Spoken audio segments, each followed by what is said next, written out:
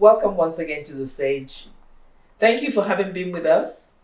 And I hope for most of you that you were able to catch the episode we aired last week, during which we had two amazing young professionals, young lady doctors, who spent time sharing their experience as Nigerian doctors, health professionals in the Canadian diaspora. It's been amazing. They talked about the health issues of young people. They talked about accessibility of services to young people in Canada, but also in Nigeria. They shared their opinions. And this week, we're moving on a bit more. And as you may remember, we have on set with us Dr. Ifoma Achebe and Dr. Kechi Ogbuagu. Thank you for having been with us last week, and thank you for continuing to be patient and continuing to discuss with us. Thank you for having us again. Thank you so much. So this week we go on.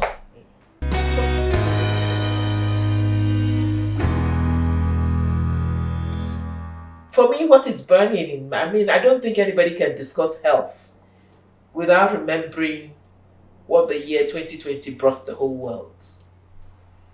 The issue of the global pandemic of the COVID-19 virus. So I'm going to ask both of you, as regards your practice, what did COVID do to you and to your practice? Who wants to start? Sure.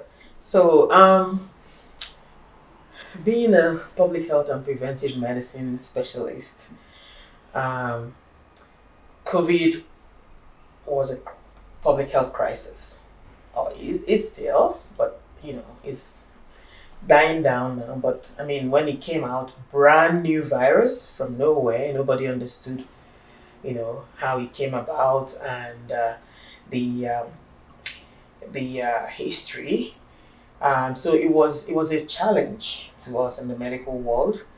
We were out there months without any vaccine, just trying to make do with what we know about prevention. So lockdowns, mask mandates, use of hand sanitizers and everything.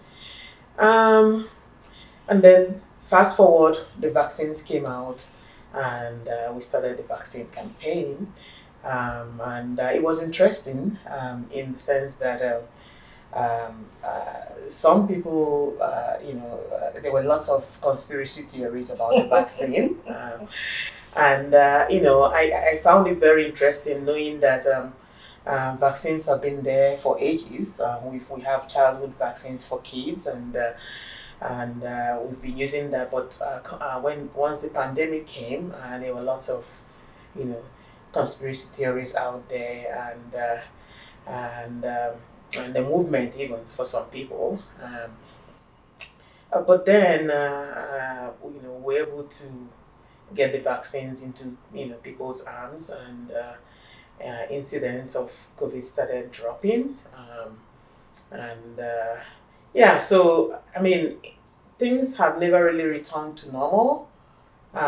Here, people are now very conscious of, respiratory infections. If you're out there and you cough, everybody opens their eyes to look at you and they see you have COVID. Right. So people are a bit more knowledgeable now about transmission of respiratory droplets and how things like that can be passed on. So that's the good side of it. And the other side of it is that the effect in the entire community, right? So, kids were home for months. A lot of people, workplaces were closed, businesses closed, people lost their source of livelihood. So it was very devastating, to say the least. And I can tell you that a lot of people are still yet to recover from the effects of COVID. And it's not over yet, but we're hoping that it never really gets as bad. as it was, especially now that we have the vaccines. Um, so I would say that I didn't know that I would ever experience this kind of thing in my career. None of us did. All over the world. Right. All over the world. Yeah, it was initially when it started, I thought it was going to be like the pandemic flu, but it lingered on, and then people started dying in droves, you know, and that was when I knew that this is very serious. We're in serious trouble. Very serious, yeah. Let me turn to Kechi and say, what about you? What did it do for your medical practice? What did it do to your world of medicine? It turned my world upside down. Part of my practice is clinic-based, and I also am fortunate enough to work in congregate health settings. These are usually nursing homes or living facilities where you mostly retired or elderly or disabled people live, so they can get access to especially a lot of nursing care and medical care, people who are unable to live on their own in their community. So it was, and unfortunately in congregate settings, respiratory infections spread like wildfire. Before COVID, typically every winter we would have flu outbreaks, influenza outbreaks, and that would be devastating, but nothing prepared us for COVID. In my 15-year career as a physician, I have never seen as much death as I did definitely within the first year and a half of COVID. It was devastating, especially before we had the vaccine. That's the miracle of modern medicine. Before the vaccine, we lost a lot of our residents. It was devastating and was very hard balancing medical care, but also being caretakers for these individuals and for their families. They have put their trust in us to care for their elderly relatives, and then this virus, which we had no control over, once it got into the facilities, would run like wildfire. It also manifested a lot of socioeconomic inequalities that exist in our communities. So when people would get sick, typically on the news we were informed, they would advise you to isolate. Isolate, mask up, stay home from work. But not everybody can afford to stay home from work. Not everybody has space in their homes to isolate. It was very eye-opening that a lot of my staff, my nursing staff, my healthcare aides, were people, especially people of color, who lived in not group home settings, generational home settings. So if 3 generations of you live in a maybe 3-bedroom house, how are you going to isolate when somebody's sick? It was very eye-opening. So that affected our staffing levels. Okay, it made providing care to our residents very difficult. It put a stress on our staff who had to manage providing for their families and also their responsibilities of being healthcare workers. COVID was a real eye-opener, revealed a lot of inequality. And of course, from what you're saying, a lot of these inequalities must have been amongst the blacks, yes, the colored, people of colors, the immigrants, yeah, who don't have any sick pay or sick time off work, and if you're they all have to take public transport. So how do you avoid other people if you're sick, or other sick people if you have to take public transport to and from work, and live in a home with lots of people from your family generation and no place, you don't have a basement to isolate, you don't get sick pay, so if you don't work, your family is going to be destitute. It revealed a lot of those inequalities and imbalances. So COVID really revealed that, and unfortunately we still don't have all the answers right now. It's still ongoing, we're still trying to manage it. I remember in the nursing home setting I worked in, we were down with staff. We had barely any staff. It was so demoralizing. Right. Well, I give testaments to the people I work with. They pulled together, and I'll give it to them. They saw it through, but we still need to address these systemic issues. And also, in addition to what Dr. Zoka shared, there's still, now that a lot of the people in our population have had COVID, maybe once or twice, there's what we call the post-COVID syndrome or long COVID. So they still have some symptoms that are lingering on, and those people still use the healthcare facilities. They go for physiotherapy because they're still weak in their limbs, or they're not able to smell or taste. They've lost their sense of taste or smell. So some of them are just not thinking right, like they are still confused and still fatigued. So a lot of those people are still in the rehabilitation homes, or seeing physiotherapists, occupational therapists to help them. So we're still not out of the woods yet. We're dealing with people who have had COVID, but not completely recovered, and also we don't know what the future holds in terms of future infections. The things you have both shared are deep, and brings many points to my mind. One, of course, is the global impact, but also the fact that COVID has strengthened or brought more to light the fact that inequalities are gross. They exist. In many cases, they're actually gross and affect us of the African descent disproportionately, both in terms of and then what I'm going to ask you as doctors. I'm not saying you're experts, is also to think about the fact that the COVID experience in Africa appears on the surface to be a little different. Those of us who are public health physicians, and I said it at the summit, it is a challenge which I don't think we have confronted head front. Okay? I speak now not just as your moderator, but also as a physician myself, a public health physician, to say that early as the pandemic started, I personally put out a video in which I was calling for urgent action in Africa and the continent as a whole, expecting that there will be death, that there will be colossal tragedy, that our streets will be littered with bodies and so on. Given the experience of what was happening in the more developed parts of the world in the West.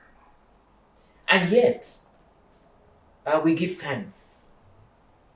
Though we have COVID very much with us in Africa, it appears that mortality and morbidity from COVID is not panning out as severe in Africa as it's been in the wealthier countries. It appears is the word. Right. And therefore, I think it is something we of African descent need to, if possible, focus on and understand why. Is it just an issue of age structure, which I don't think it is just that, or are there things inherent in being African that appears to have provided a little bit more of a protection? Yeah. Because yes, we underdiagnosed, we underreported in Africa. But our streets were not littered with bodies. Our hospitals were not full. The special centers we set up, we dismantled, and so on and so forth. Which are sort of, subjective evidence of the fact that it could have been more severe. Right. So I don't know whether you have thoughts on the issue. Yeah, I've thought about that as well. Initially, one school of thought, said that it was because of the climate, warmer climate, and the viruses didn't thrive well in hot, humid conditions. But then you saw what happened in India. Mm-hmm. Yeah, India has similar climate to Nigeria, and they were really badly hit, especially with the Delta variant. But I don't know. I can't really say what the reason is, but I definitely think it's something that is worth studying and looking into. Yeah.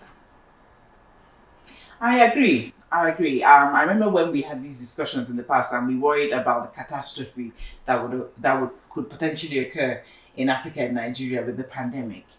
And it was so hard. It was quite a relief and heartwarming to see that no, especially as Africa has this unfortunately to the Western world, Africa has this is portrayed. I wouldn't say look, but we are portrayed as the dark continent where catastrophe and famine and devastation occurs. Drought, death, Yes. starvation. So we all see those ads and pictures on TV of the starving African kids, and that is what people have come to the West has come to expect of us, and it's been very heartwarming that no, this did not happen. But I also think Africa does have a reputation of managing pandemics. We've managed Ebola very well, and even currently the monkeypox outbreak. Where's the outbreak? It's not. We're not having pandemics of those. So I wonder if that is part of it. I have no evidence to support that, but the resilience of the African people, we do know how to manage pandemics to a certain extent. I agree with you all, and I will share because this is something I have been thinking of, and let me say it is something I threw out as a challenge at the summit in Halifax to you guys in the diaspora. Something in me, in my spirit, also says that this might be our opportunity to finally show the world that there's something about our being African that is an advantage over the rest of the world. Right. To me, this is an opportunity, because I think as a public, I'm saying that it is a conglomeration of things that has led to this. I think our culture has something to do with it, the way we live. I think our exposure to all kinds of our food, our exposure to all kinds of many of them viral infections, our ability to manage epidemics because we have been often challenged by them, our relative age structure, and all. But the point is that we need to pull it all together in a proper study. Right. And show why, if it is true that the African people, is being more resilient. And another interesting dimension is the fact that Africans in the diaspora have actually not fared as well as Africans. What I'm trying to say, compared to others in the diaspora. So it's not just that the black skin gives you any immunity, because in the same circumstances as your white counterparts, you don't thrive so well. Right. But if there's, for a change, something good to say about existence in the African continent, this is the time. Right. I think it's definitely worth looking at. And you're right. Africans here, contracting COVID and getting very sick from COVID. Yeah, but I don't know if it's something genetically coded for the African black gene, or a combination of factors, maybe viruses or environment, things that summed up together to give us that immunity against most of the things. Could it even be malaria?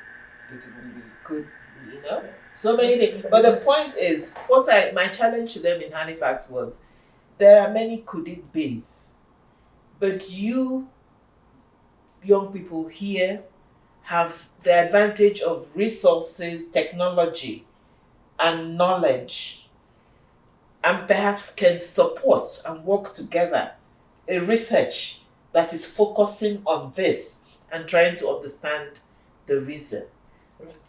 I tell you candidly, without being racist, that if it had been the other way around, if this phenomenon was observed more, the white people will have studied it and will have written you a paper that is, It's a good idea, but we need physicians down there in Nigeria who would help, who with will the collaborate, data work collect- together. yes. Absolutely, Yeah. absolutely. And for me, within the ambit of the SAGE and as C4C, I actually did such offer with many young people in Halifax that we could try and be a bridge, Right. because many of them talked about wanting to work and collaborate with other young Africans in the continent. Be a bridge where we link you so that this kind of study can be done Can be together and we have answers. Right. And I think it's an absorbing topic. In the last 5 or 10 minutes that we have of this show, let me just ask you two things. One is, did we learn, in your opinion, any lessons from the COVID?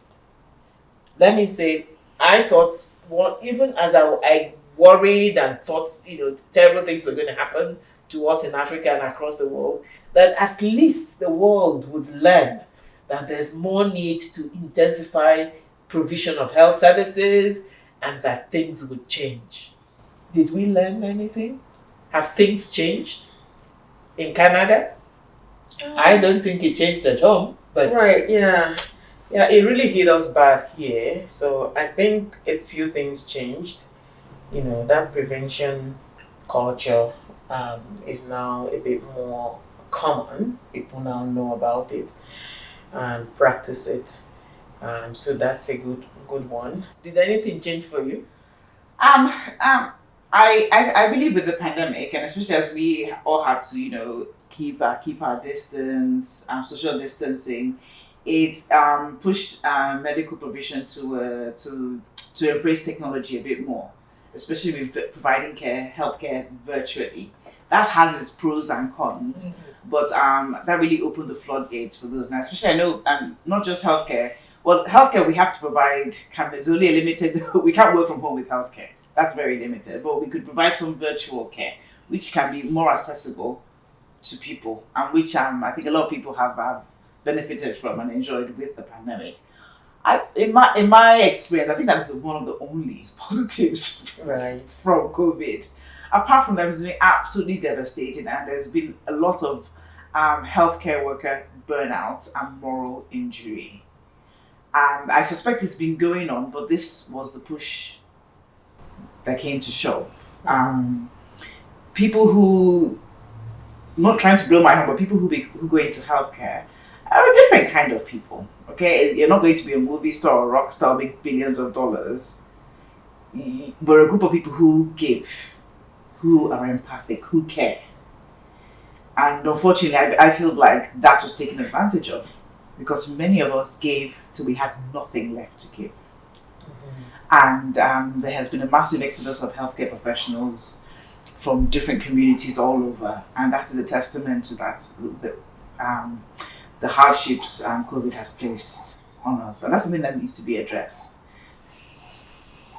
You see, I agree with you so much, and to say that for me as a physician in Nigeria, it was one of my biggest disappointments. At the period where we were thinking the systems would be overwhelmed and so on, many of us had said, finally, policymakers and so on would recognize the importance of the health system and invest more in strengthening it.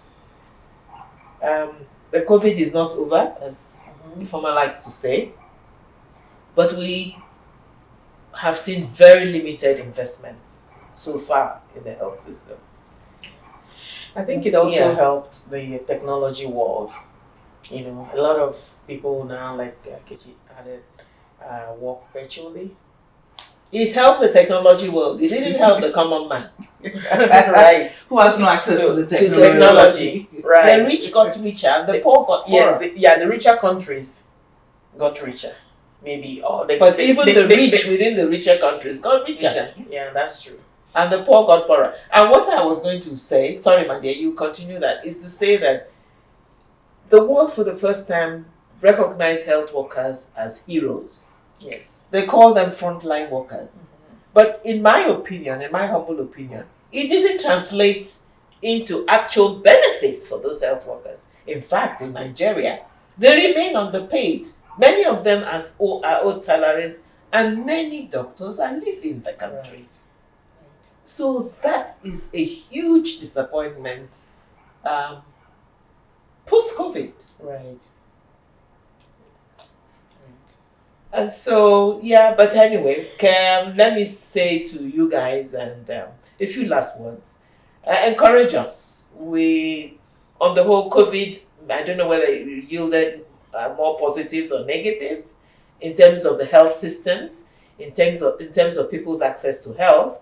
But what would you be your last word to people, the world, about the health system, but also to your fellow young Nigerians in Nigeria back home? What should be their hope for the future? What should be their hope for health? And what should they be on top of in terms of ensuring that they remain healthy for as long as possible? Please, a few last words to our audience. I feel a bit, I'm not sure how to phrase this because I'm not very familiar with what healthcare is accessible to young people. But if you can find yourself a physician and someone who you can build trust and relationship with, and look into getting especially healthcare screening. So for young women, like cervical cancer screening, so On a pap regular testing basis, on a right? regular basis as recommended, and also for other health conditions that affect us predominantly in the Black community. For like blood pressure, it's very prevalent. Hypertension is very prevalent in our community, and diabetes, and actually colorectal cancer is being recognized as one of the cancers that predominantly affects people of African origin, and prostate cancer. So if you can find a healthcare professional that you can trust and who's accessible to get these services, that's one step in the right direction. Wow, that's important. That's important. Yeah. Okay, so I would just like to say to the young people out there watching us tonight that your health is in your hands. You have to take measures to ensure that you're healthy. I know that accessing healthcare is not that cheap in Nigeria, but there are still a few things that you can do for yourself. There's a lot of information out there on reliable websites like the CDC, WHO, on things that you can do: healthy eating, exercise, alcohol intake, smoking. So these are still things, life modifying changes that you can make to live a healthy life. So it's not just going to your physician, but there are still things that you can do for yourself. Moderate your alcohol intake, smoking. Smoking, it's at the root of so many cancers. Be sure not to smoke or even expose yourself to secondhand smoke. And then be sure to get your vaccinations. They save lives.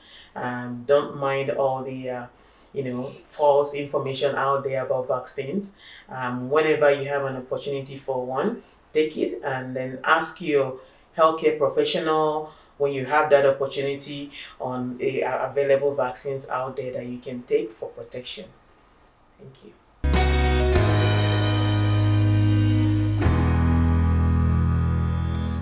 Thank you for having continued to be with us on the stage.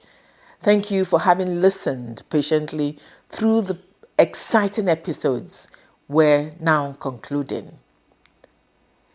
Episodes in which I traveled out, had the privilege of going to Canada to attend a historic summit. An episode in which I discussed with two brilliant young ladies, Nigerians in the Canadian diaspora. This is now my personal conviction. Being Black is beautiful. The Black skin is a noble heritage. If it wasn't so, human race as we know it in terms of genetics and so on, originated from Africa. That is where everybody in the world came from. But coupled with that, at the same time with that, we must be frank and admit that being Black continues to have its own severe problems, both for Blacks in the diaspora all over the world, and also for the blacks that continue to remain in the African continent. And so to address those problems, particularly for young people, I again recount some of the major lessons I learned from having been privileged to be part of the National Black Canadian Summit in Halifax. I had talked about 3 takeaways. 1, we must do it together. 2, nothing should be done for us without us. And 3, it shouldn't be a thing of the moment alone, but a movement that begins and continues and doesn't stop till some of the problems are addressed, till inequities and inequalities are addressed. And so for Nigerian young people, I say to you again, as we walk towards a national election, a very important one, let us come together to work. Together, with us, and make it not just a moment, but a movement that brings in the right leadership, that brings progress to our beloved country. And so I thank you all for having been companions on the Sage, and tell you to stay with us, stay glued, as in the next few weeks, we also discuss in depth with more Nigerians in the Canadian diaspora, and listen to our children, listen to them, learn from them, and get them to join us in making the world and our country a better place. Thank you for having been with us in the Sage, and see you next week.